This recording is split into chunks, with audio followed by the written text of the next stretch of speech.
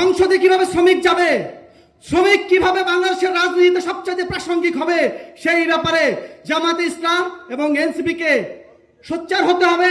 আমরা দেখতে পেয়েছি 24-এর গণঅভ্যুত্থানে শ্রমিকের একটা বিশাল অংশগ্রহণ এবং অবদান ছিল। বক্তব্য দিতে আসলে সবাই সেই অঙ্গীকার এবং অবদানের কথা বলে, কিন্তু প্রকৃতপক্ষে আমাদের যে অঙ্গীকার ছিল 24-এর গণঅভ্যুত্থানের পরে, আমরা জাতীয় শ্রমিক শক্তি আশা করেছিলাম বাংলাদেশের মূলধারা রাজনীতিতে শ্রমিক জনগোষ্ঠীকে, বাংলাদেশের মূলধারা রাজনীতিকে মূল অংশীদারে নিয়ে আসবো আমরা।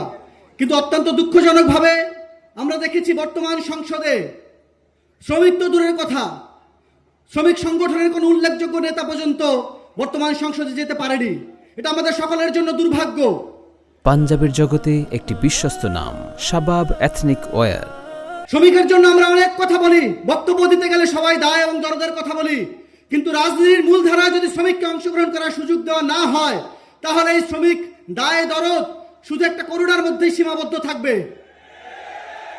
শ্রমিকরা তার শ্রম এবং ঘামের মধ্য দিয়ে যে ফসল উৎপাদন করে এবং বাংলাদেশের প্রত্যেকটা সংগ্রামে শ্রমিকের যে রক্তের মধ্য দিয়ে আজকের এই সংসদ প্রতিষ্ঠিত হয়েছে, সেখানে শ্রমিকরা যদি রাজনীতিতে তাদের অবস্থানটা পরিষ্কার করতে না পারে, রাজনৈতিকভাবে একজন শ্রমিক বা শ্রমিক সংগঠকের যদি নেতা হয়ে উঠতে সমস্যা হয়, তাহলে বাংলাদেশের রাজনীতিতে শ্রমিকের মুক্তি কোনোদিন সম্ভব হবে না।